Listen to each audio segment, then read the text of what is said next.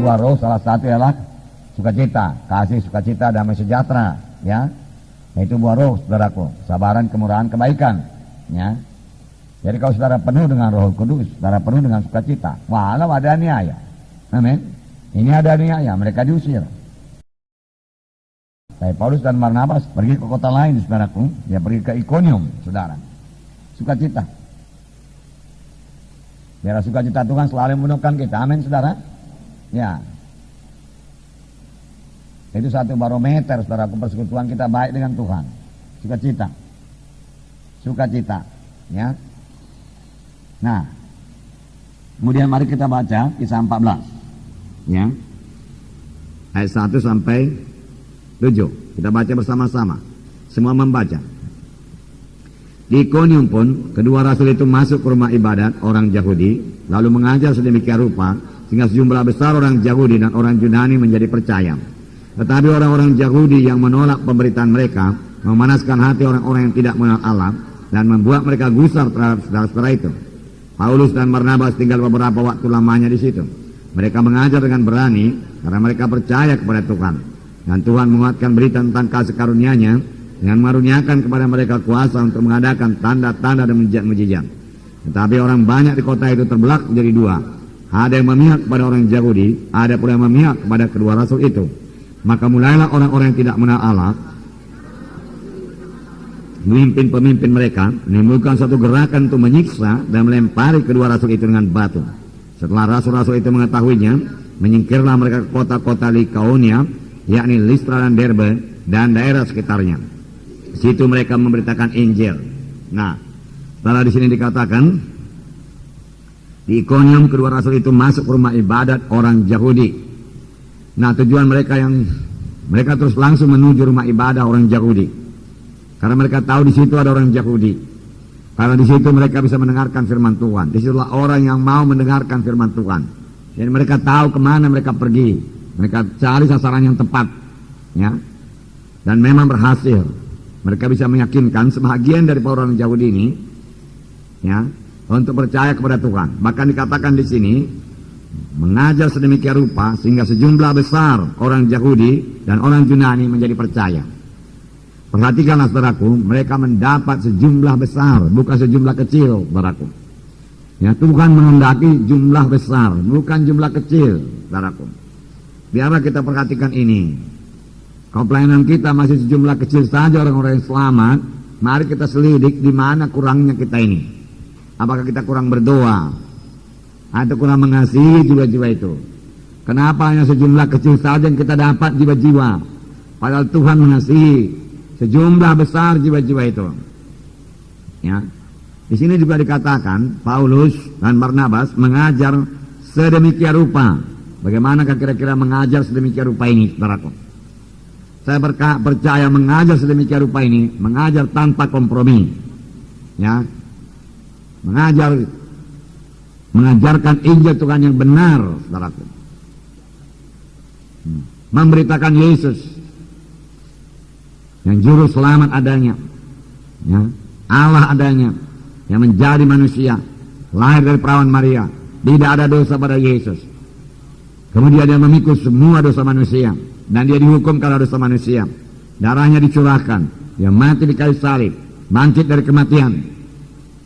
Dia hidup, Yesus yang hidup, yang mendengarkan doa kita, yang menjawab doa kita. Dia hidup.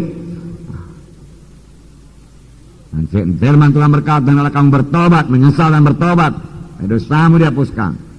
Amin, saudara. Ya. Mengajar tidak ada kompromi. Mengajar sedemikian rupa, mengajar dengan jelas. Nah, kalau saudara berkata-kata dengan jelas. Amin. Ya. Mengajar dengan jelas, saudaraku, dengan terang, ya. Perhatikan, saudaraku, apa yang saudara ucapkan itu. Ya, harus berbobot. Tidak perlu mengucapkan padaku perkataan-perkataan dunia ini. Karena untuk mengucapkan firman Tuhan saja selama 1 jam masih kurang waktu kita. Apalagi kita ambil pula bumbu-bumbunya saudaraku daripada saudaraku cerita-cerita orang dunia ini. Itu cukup banyak dari dunia. Tak usah ditambahi. Itu bukan bagian kita, itu bukan berita kita. Kalau saudara baca Kisah Rasul, apakah berita mereka? Berita mereka selalu berita-berita tentang Yesus. Berita-berita tentang Yesus. Berita-berita tentang Yesus. Dan berita-berita tentang Yesus akan teguhkan Tuhan dengan kuasa dan tanda ajaib. Oleh sebab itu biar saudara benar-benar mengerti berita-berita tentang Tuhan Yesus. Amin. Ya, siapakah Tuhan Yesus, saudaraku? Ya, saudara menguasai sepenuhnya, saudaraku, ayat-ayat keselamatan. Amin. Ya, dan beritakan dengan terus terang pada jiwa-jiwa itu, dengan kasih pada jiwa-jiwa itu, saudaraku. Mengajar sedemikian rupa berarti mengajar dengan urapan Roh Kudus. Amin.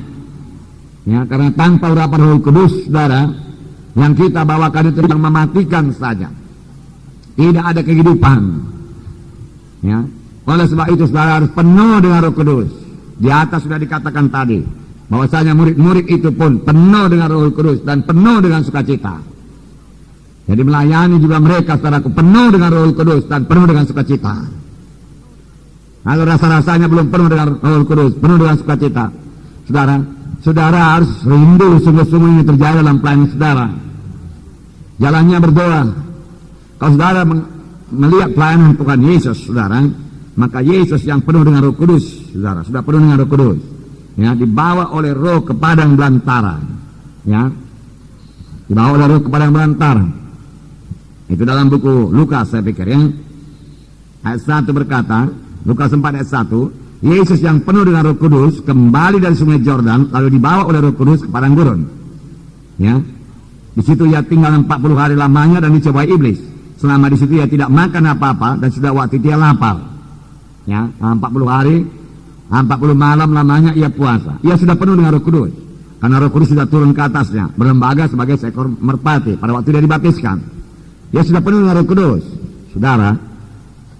Tetapi dia butuh kuasa lagi. Ya, bagaimanakah beroleh kuasa ini? Bagaimanakah beroleh urapan ini, saudaraku? Seperti saya katakan semalam, bagaimana kita beroleh kuasa? Meletakkan tangan orang itu sembuh, meletakkan tangan orang itu, saudaraku, dapat baptisan Roh Kudus. Ya, mujizat Tuhan, amin, saudara. Ya, di sini dalam ayat 14 dikatakan, Lukas 4 dan 14, saudara perhatikan apa yang terjadi. Dalam kuasa Roh kembalilah Yesus ke Galilea, dan tersiarlah kabar tentang dia seluruh daerah itu. Sementara itu yang mengajar rumah-rumah ibadat di situ dan semua orang memuji dia. Tadi dikatakan dia penuh dengan Roh Kudus. Ya, lalu dibawa oleh Roh ke padang belantara. Lalu dia puasa 40 hari 40 malam. Setelah dia puasa dicobai setan dan dia menang atas setan. Kemudian setelah dia puasa, firman Tuhan berkata, dia bukan hanya penuh dengan Roh Kudus, dikatakan di sini dengan kuasa Roh Kudus. Yesus kembali ke Galilea. Setelah dia puasa, saudaraku, kuasa itu menjadi mantap pada Yesus, saudaraku. Amin. Ya. Ada Tuhan Yesus mengajari murid-murid, saudara, di mana dikatakannya jenis ini hanya bisa diusir dengan doa dan puasa. Ada hal-hal dalam hidup kita, hidup kekristenan kita, hidup rohani kita, yang tidak bisa dicapai hanya dengan doa saja. Ya. Dia hanya bisa dicapai kalau kita mau menyangkal diri, kita mau puasa, saudaraku. Sebelum KKR yang pertama, saudaraku, di Kota Medan, saya puasa untuk itu, saudaraku. Saya puasa untuk kuasa Tuhan, saudara. Saya menyangkal diri. Saya membayar harganya, saudaraku.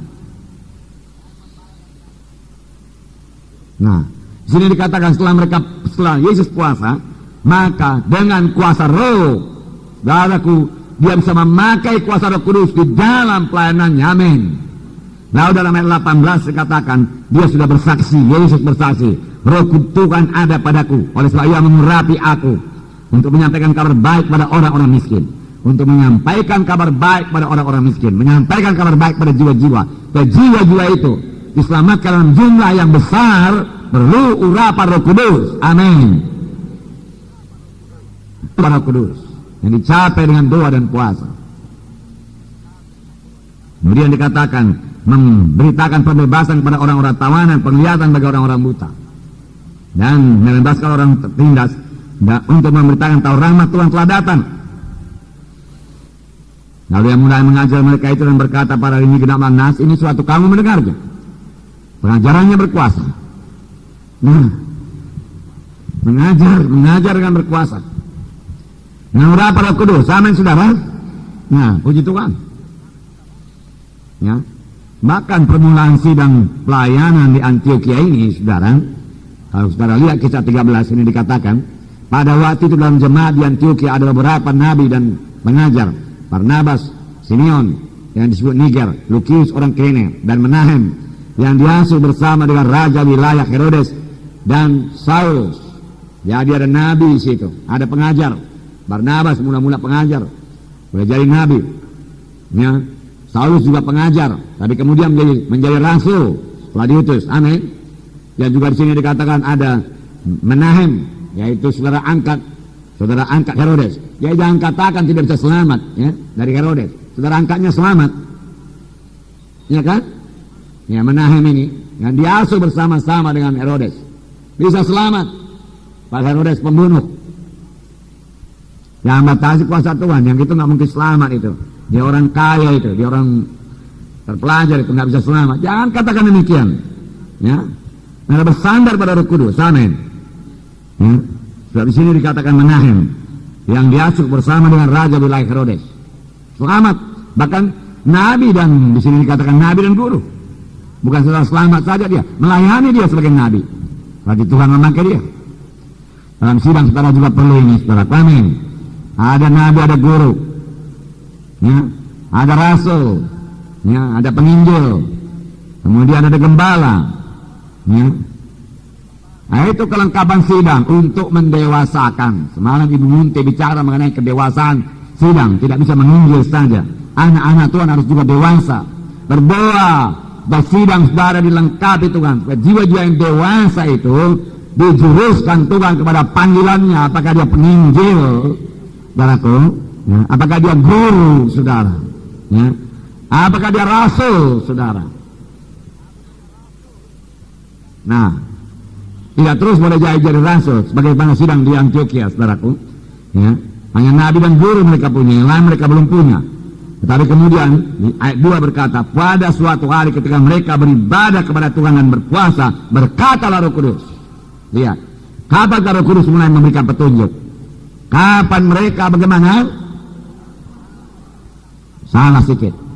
Baca lagi.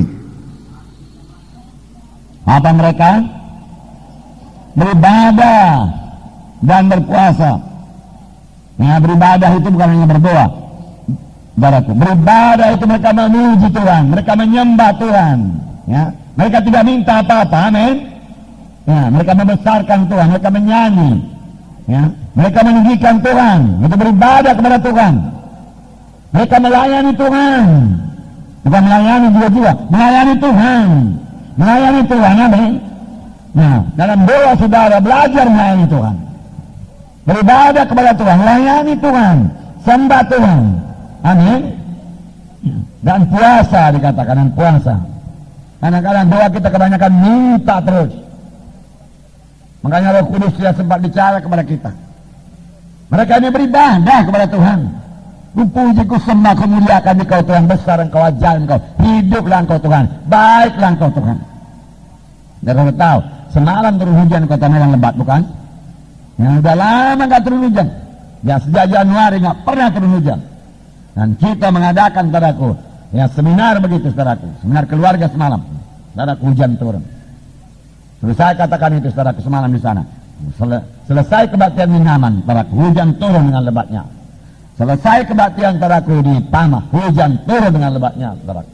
Kita membawa berkat, anak-anak Tuhan harus membawa berkat. Amin. Ya, lalu barangkali orang lain berkata, oh karena kami juga berdoa, katakan Allah, itu urusan dia. Tapi kita tahu, saudaraku, itu terjadi karena kita beribadah kepada Tuhan. Sebab di Pamah apa kami katakan, Yesus baik, Yesus cinta kepada saudara, Yesus mau memberkati saudara, menyembuhkan saudara, mengangkat kutuk dosa saudara, memberikan berkat Abraham pada saudara, mengubahkan nasib saudara, memberkati ladang saudara, memberkati ternak saudara. Itulah dia Tuhan Yesus. Jika kamu dengar suara Tuhan dan patuh kepada Tuhan, inilah dia hasilnya. Saudaraku, dan Tuhan meneguhkan firman-Nya. Amin. Dan sukacita semalam, saudaraku, melihat hujan turun dengan segera. Rumput-rumput yang sudah kuning, saudaraku, layu, saudaraku, mulai boleh hidup lagi, saudaraku. Nah, puji Tuhan. Saudara, pembawa berkah, maka orang-orang akan datang kepada Tuhan. Nah, maka berkatalah Roh Kudus. Sesudah itu apa? Dalam ayat 3 kisah 13 ini dikatakan, maka berpuasa dan berdoalah mereka. Dan setelah meletakkan tangan ke atas keduanya itu, mereka membiarkan keduanya pergi. Jadi banyak puasa. Amin. Ya, banyak berdoa.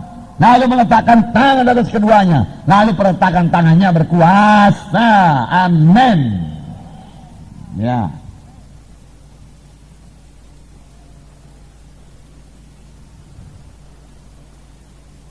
Tangan akan berkuasa.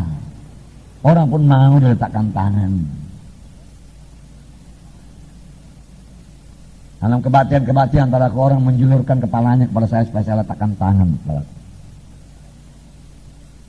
Penuhlah dengan Roh Kudus dan penuhlah dengan kasih kepada jiwa-jiwa itu, saudaraku. Dan berdoa dengan kasih kalau saudara meletakkan tangan. Amin. Jangan biasa-biasa saja. Saudara juga nggak rasa kuasa Tuhan, nggak rasa urapan, nggak rasa kasih. Nah, kemudian saudara letakkan tangan, tentu nggak jadi apa-apa.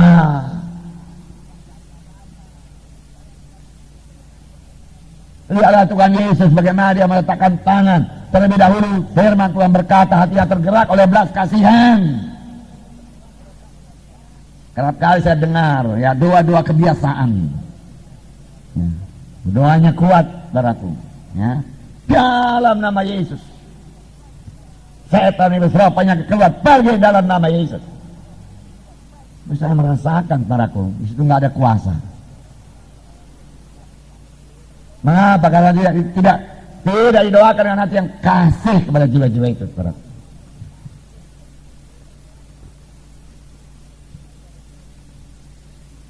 Nah, saya berhenti berdoa. Biarin dia dulu berdoa. Biasa doa begitu juga, yang berdoa itu tidak tahan lama, berapa? Paling 2-3 kalimat habis, jeblek doanya, berhenti. Saya mulai berdoa, pelan-pelan aja, saudara. Letakkan tangan sama orang itu. Kau cinta kepada jiwa ini, Tuhan. Kau mengasihi jiwa ini, Tuhan. Engkau yang memanggil dia datang kemari, Tuhan. Ada maksudmu dalam hidupnya, Tuhan. Tuhan, kau tahu keberatannya, Tuhan. Dia beritahu kepada hambamu bahwasanya dia sakit, Tuhan. Di sini dia sakit, Tuhan. Tuhan, kau hidup engkau, Tuhan. Kau tidak berubah engkau, Tuhan. Engkau mau menyembuhkan, Tuhan. Dahulu engkau menyembuhkan, sekarang kau menyembuhkan, Tuhan. Haleluya, Tuhan. Hamba mohon jamahanmu sekarang, Tuhan. Hamba mohon mujizatmu sekarang, Tuhan. Ayo, Tuhan. Sembuhkan, Tuhan. Hamba mau meletakkan tangan dalam nama Yesus. Biar kuasamu turun atasnya, Tuhan. Terima kasih, Tuhan. Sementara itu hati saya tergerak oleh belas kasihan, saudara. Amin. Dan saya bisa berdoa terus, saudara.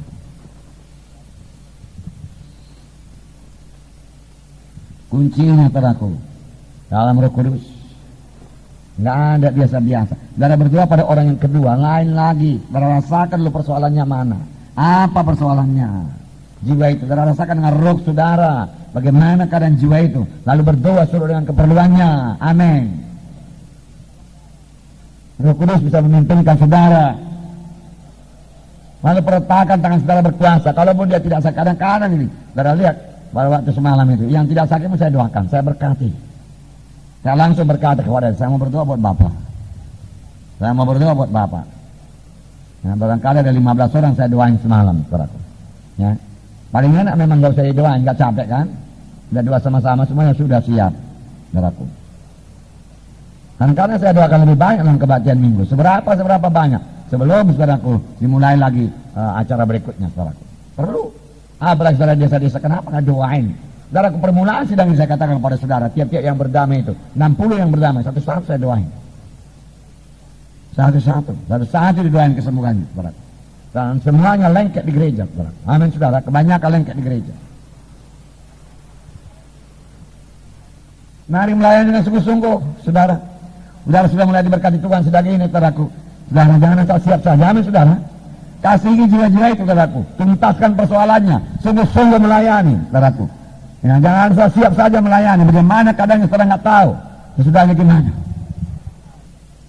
Kalau saudara sungguh-sungguh mengasihi dia, saudaraku, dan melayani dia, saudaraku, minggu depannya dia akan berusaha datang lagi. Amin. Dia tidak tahan, tidak datang. Karena aku diperhatikan di situ, aku dikasihi di situ, aku didoakan di situ. Dia katakan, Tidak ada pelayanan tanpa mengasihi, saudara. Amin, saudara. Ya, harus dengan kasih, saudara. Dan tidak ada kompetisi sesama pelayan-pelayan Tuhan, nggak ada itu, saudara. Ya, jangan saudara takut disaingi, saudara. Panggilan Tuhan ada kepada saudara masing-masing, dan panggilan Tuhan ada kepada saudara-saudara kita yang lain. Nggak ada yang sama pun itu, saudara. Nah, dan ayat 4 berkah, kita lihat kisah 13 ini. Oleh karena disuruh Roh Kudus, Barnabas dan Saulus berangkat ke Selukia. Tiba di sana mereka memberitakan firman dalam rumah ibadat orang Yahudi, dan Yohanes menyertai mereka sebagai pembantu mereka. Di sini perhatikan, saudaraku, dalam perjalanan pekabaran Injil, pelayanan Tuhan, itu sebabnya kisah para rasul ini juga disebut kisah perbuatan Roh Kudus. Dan rasul-rasul, saudaraku, baik Petrus, semua dipimpin Roh Kudus. Semua mereka dengar suara Roh Kudus. Dengar suara Roh Kudus.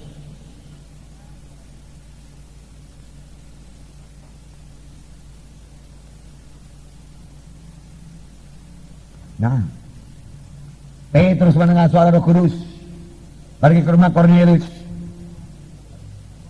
Di sini dikatakan, saudaraku, oleh karena disuruh oleh Roh Kudus. Kemudian hari mereka memasuki Bitinia, ditegah oleh Roh Kudus. Lalu malam hari mereka melihat saudaraku orang Makedonia memanggil, saudaraku, semua dalam pimpinan Roh Kudus. Itu berarti mereka intim dengan Roh Kudus. Itu berarti sama dengan firman Tuhan yang semalam itu sama sebagai Nuh. Mereka bergaul dengan Roh Kudus. Amin, saudara. Nah, kunci kemenangan, kunci keberhasilan. Roh Kudus, bergaul dengan Roh Kudus. Jangan biarkan kalau dikacaukan oleh dunia ini, jangan biarkan. Nah, kita kembali kisah 14 tadi, oke? Kisah 14. Nah, saudara, sini dikatakan mereka mengajar dengan berani, amin.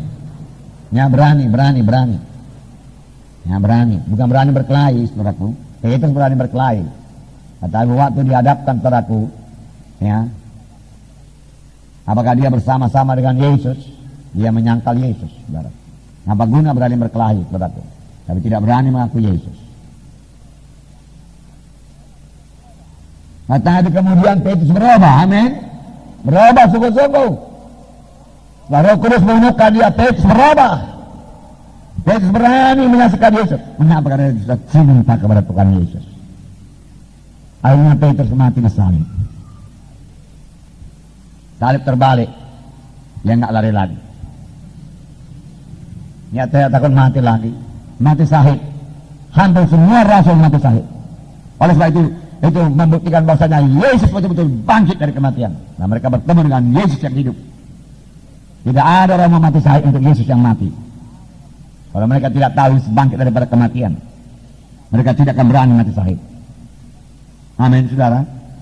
Dan setelah itu sidang pertama, saudaraku, masih jutaan orang lagi mati syahid sepanjang sejarah kekristenan.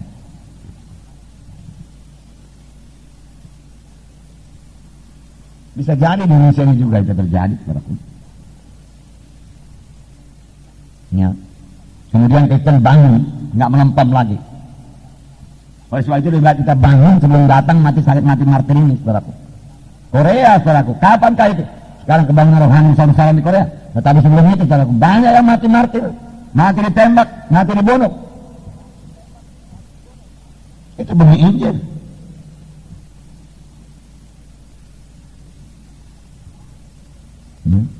Tidak apa-apa sebetulnya, saudaraku. Satu langkah saja ke surga. Amin. Ya, Stefanus, saudaraku. Maka Stefanus yang penuh dengan Roh Kudus dikatakan di situ. Menatap ke langit dan melihat langit terbuka dan melihat anak Allah di sebelah kanan Allah Bapa karena penuh dengan Roh Kudus. Ketika itu Tuhan Yesus sangat berkata, jangan tinggalkan Yerusalem sebelum kamu lengkap dengan kuasa dari Maha Tinggi. Dan mereka setelah menerima Roh Kudus, mereka semua menerima pimpinan Roh Kudus, tuntunan Roh Kudus, saudaraku. Dan dalam pelayanan mereka selalu terjadi pernyataan Roh Kudus. Apakah itu berupa tanda, ajaib, mujizat, pernyataan kuasa, selalu Roh Kudus dinyatakan. Saudara, Dalam pelayanan ini biar Roh Kudus memegang pimpinan. Amin. Pelayanan utama dalam pelayanan kita, Roh Kudus. Kalau tidak, dengan apa kita melayani? Amin, saudara. Ya. Mengajar dengan berani. Hasilnya saudara lihat di sini. Kuasa Tuhan menyatakan dan tanda ajaib mujizat, maka orang-orang di kota itu terbelah menjadi dua. Ya, sebagian memihak Paulus, sebagian lagi memihak saudaraku. Ya, orang-orang jauh yang tidak mau percaya. Dan mereka mau ya, membunuh, melemparinya dengan batu. Nah, walaupun demikian Paulus meneruskan pengajarannya dengan berani. Saudara, perlu keberanian datang dari Roh Kudus. Firman Tuhan berkata, ketika mereka itu berdoa, goyangan tempat mereka itu berkumpul, lalu semua mereka penuh dengan Roh Kudus, lalu mereka semua memberitakan firman Tuhan dengan berani. Biarkan Roh Kudus turun melanda kebaktian saudara. Kenapa rupanya? Ya, saudara yang masih ingat kebaktian kita di pasar 5 dahulu, saudaraku, ya, beberapa kali kami datang, mereka sudah berdoa, ditikar, berdoa, saudaraku, ya. Kemudian saya tidak berikan lagi firman Tuhan, saya juga terus ikut berdoa, lalu berdoa, semua penuh dengan Roh Kudus, semua dipimpin Roh Kudus, saudara. Dan ada saatnya saya suruh mereka semua berdiri, kita 200 orang berdiri, dan tiba-tiba Roh Kudus menyapu mereka semua, 200 orangnya tergeletak, rap. Demikian. Saya tidak meletakkan tangan. Roh Kudus. Amin, saudara. Undang Roh Kudus hadir. Itu bisa terjadi. Dan itu terjadi sekarang di Amerika sana. Kebangun rohani mereka itu. Kapan terjadi kebangun rohani mereka tiap hari kebaktian. Tiap hari 2 kali, 3 kali, 5 kali kebaktian. Tiap hari. Sepanjang minggu.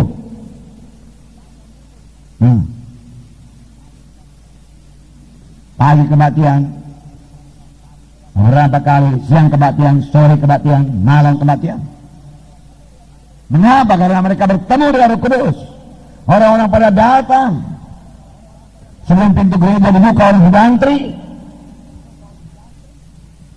Kebangun rohani.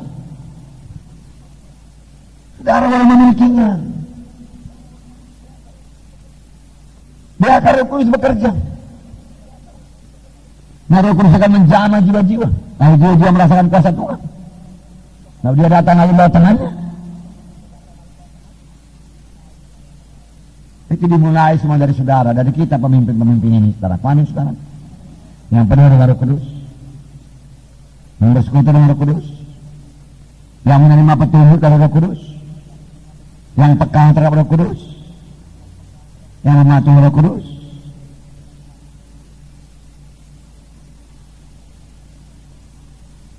Lalu Roh Kudus bebas bekerja.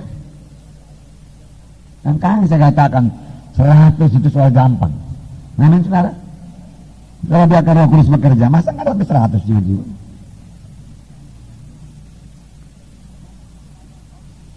Bahkan dalam pelayanan Paulus ini, separuh-separuh kota itu menyenangkan buat Tuhan. Dari rakyat kecil sampai yang berkuasa, saudaraku, menyenangkan buat Tuhan, sebagian lagi menentang.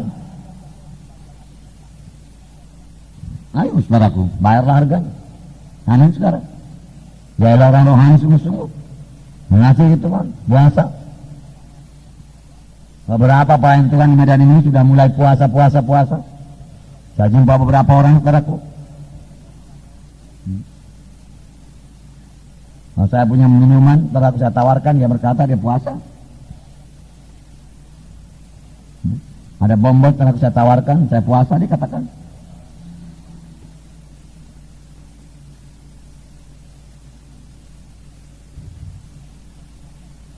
Dan saya melihat, saudaraku, hasilnya dalam sidang jiwa-jiwa bertambah-tambah, hadir dalam kebaktian. Bangku-bangku kosong berkurang, saya lihat. Karena sudah diisi, saudara. Karena pelayanan Kota Medan ini bukan pelayanan saya saja, saudaraku. Amin. Pelayanan kami semua di sini. Dan beberapa di antara mereka digerakkan Roh Kudus untuk puasa. Puasa 24 jam. Ada kerinduan saudara, amin. Ya. Saudara rindu akan perkara rohani, saudara rindu akan urapan. Ya. Puasa mah. Saudara, puasa. Bagaimana peletakan tangan saudara? Sembuh orang apa enggak? Saudaraku. Ya. Itu karunia Tuhan. Kalau saudara baca buku Derek Prince itu, dibuatnya gambar segitiga gini. Nah, lalu di tengah gambar segitiga itu ada garis mendatar horizontal. Dia katakan yang di bawah garis mendatar ini bisa dicapai dengan doa saja. Tapi di atas itu segitiga yang kecil di atas itu tidak bisa dicapai tanpa berdoa dan puasa. Jadi orang yang tidak puasa itu, saudaraku, dia tidak akan pernah mencapai, saudaraku, apa yang ada dalam segitiga itu.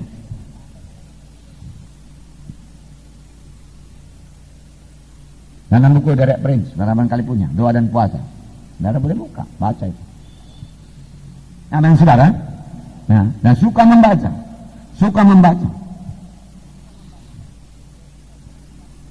Ya, semua bisa diajarkan saudaraku di institut, saudaraku. Ya, kalau saudara melayani, saudaraku, kalau saudara melayani ke kota-kota besar, mereka lebih intelektual, saudaraku. Ya. Saudara jangan ketinggalan jam dengan tidak mengetahui, saudaraku, yang pengetahuan dunia ini, saudaraku, yang umum, saudaraku.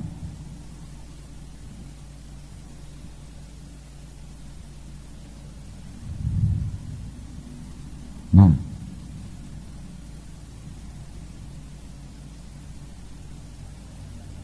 dan ketahui para pelajar baca. Nah, ada yang kerja bisa saudaraku, mana bangkrut. Makanya saya katakan Kristus moneter telah nggak berlaku bagi anak-anak Tuhan. Lalu saya bawa firman Tuhan, saudaraku, menuai pada masa krisis. Mengapa? Karena sudah memberi.